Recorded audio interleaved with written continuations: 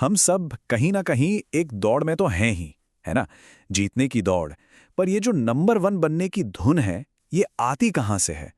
और सबसे बड़ा सवाल, क्या ये हमें सच में खुशी देती है? चलिए आज इसी की तह तक चलते हैं।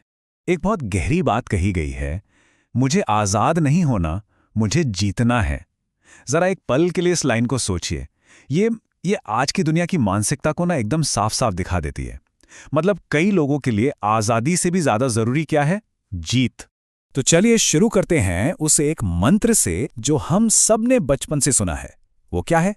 यही कि भाई अगर नंबर वन बनना है तो कंपटीशन तो करना ही पड़ेगा। पर क्या ये वाकई सच है?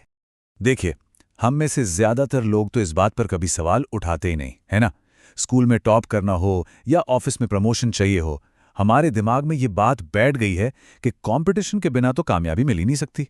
ये मानो एक ऐसी सच्चाई बन गई है जिसके बारे में हम कभी सोचते तक नहीं। और बस यहीं पर कहानी में एक ट्विस्ट आता है। चलिए जीतने की इस दौड़ को थोड़ा और करीब से देखते हैं, जरा समझते हैं। क्या सच में नंबर वन बनने से वो खुशी मिलती है जिसकी हम सबको तलाश है? चलिए एक मैनेजर की कहानी से समझते हैं, ठीक है? तो इस मैनेजर ने अपनी टीम के लिए एक टारगेट सेट किया। टीम ने, आप कह सकते हैं, जी जान लगा दी, बहुत मेहनत की। और नतीजा नतीजा शानदार रहा। उन्होंने अपने टारगेट को न सिर्फ पूरा किया बल्कि उसे पार भी कर लिया। लेकिन यहां एक छोटा सा पेंच था। पूरी इंडस्ट्री में उनकी जो रैंक आई वो थी नंबर 2। अब जरा सोचिए, जब कोई अपनी उम्मीद से भी बेहतर परफॉर्म करे तो खुशी तो होनी ही चाहिए, राइट? ये तो एक सीधी सी बात है। लेकिन हुआ क्या? हुआ ठीक इसका उल्टा। अपनी इतनी बड़ी कामयाबी की खुशी मनाने के बजाय उस टीम को इस बात का दुख था कि कोई और नंबर वन बन गया। सोचिए, अपनी जीत की खुशी पर किसी और से पीछे रह जाने का गम कितना भारी पड़ गया। और ये कहानी सिर्फ उस मैनेजर की नहीं है, ये हम सबकी कहानी हो सकती है। एक और उदाहरण लेते हैं, एक स्टूडेंट का। मान लीजिए उसने 70% मार्क्स की उम्मीद की थी और उसे मिले 80%। अरे वाह, कमाल हो गया। लेकिन वो खुश नहीं था। अब आप पूछेंगे क्यों? क्योंकि क्लास का जो टॉपर था उसे 90% मिले थे। तो इन दोनों कहानियों से एक बात बिल्कुल साफ हो जाती है। हमारा जो मकसद है ना, वो खुद को बेहतर बनाने से हटकर दूसरों को हराना बन जाता है।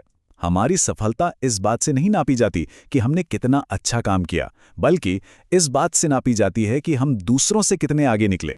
अच्छा, अब बात सिर्फ स्कूल या ऑफिस तक ही सीमित नहीं है।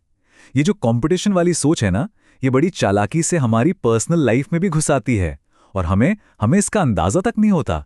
देखिए, ऑफिस का कंपटीशन तो एकदम सामने होता है ना? कौन आगे बढ़ रहा है, किसकी सेल्स ज्यादा है, सब कुछ साफ साफ। लेकिन हमारे अपने रिश्तों में ये कंपटीशन इतना छिपा हुआ होता है, इतना सूक्ष्म होता है कि हमें अक्सर इसकी भनक तक नहीं लगती। और ये अनजाना सा मुकाबला किसके बीच हो सकता है?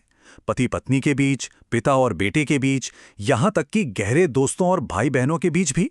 और मजे की बात यह है कि यह सब अक्सर अनजाने में होता है। हम जानबूझकर ऐसा नहीं कर रहे होते। तो सवाल उठता है कि अगर ये इतना नुकसानदायक है तो फिर इस सोच को बदलने से हमें रोकता क्या है? देखिए, सबसे बड़ी रुकावट बाहर नहीं, हमारे अंदर है। हमारा अपना दिमाग।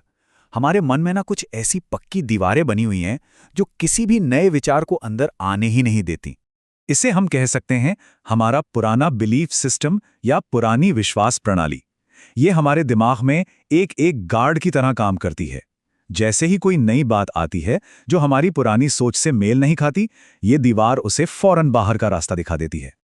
और यकीन मानिए, ये रुकावट बहुत गहरी होती है। हमारा दिमाग शब्द तो सुन लेता है, हाँ, लेकिन उस नए आइडिया को, उस कॉन्सेप्ट को अपनाने के लिए तैयार नहीं होता। क्योंकि सिर्फ सुनना एक बात है और उसे मानकर समझना वो बिल्कुल दूसरी बात है। तो फिर इसका हल क्या है? क्या कोई रास्ता है? बिल्कुल है। चलिए अब एक नए नजरिए की बात करते हैं। एक ऐसा तरीका जो शायद सफलता को देखने का हमारा पूरा नजरिया ही बदल दे। अब देखिए, किसी भी नए आइडिया को अपनाने के लिए आंख बंद करके उस पर यकीन करने की कोई जरूरत नहीं है। एक बहुत सिंपल सा तरीका है। पहला, बस खुले दिमाग से सुनिए। दूसरा, उसके गहरे मतलब पर थोड़ा सोच विचार कीजिए। और अगर अगर सिर्फ 1% भी वो काम का लगे ना, तो बस उसे एक बार ट्राई करके देखिए। क्योंकि असली भरोसा तो तभी आता है जब हम खुद उसके अच्छे नतीजे देखते हैं। और ये जो पूरा बदलाव है ना, ये बस एक शब्द में छिपा है। चिंता से चिंतन की तरफ जाना। मतलब मतलब ये कि दूसरों की चिंता करना छोड़कर खुद पर चिंतन करना, दूसरों के बारे में परेशान होने के बजाय अपने बारे में, अपनी ग्रोथ के बारे में शांति से सोचना। जैसे ही हम ये शिफ्ट करते हैं, सफलता का पूरा मतलब ही बदल जाता है। अब लक्ष्य ये नहीं है कि दूसरों से आगे कैसे निकले। नहीं, अब नया लक्ष्य है अपनी खुद की सबसे बड़ी क्षमता तक कैसे पहुंचें। तो आखिर में एक सवाल के साथ इसे खत्म करना चाहूंगा।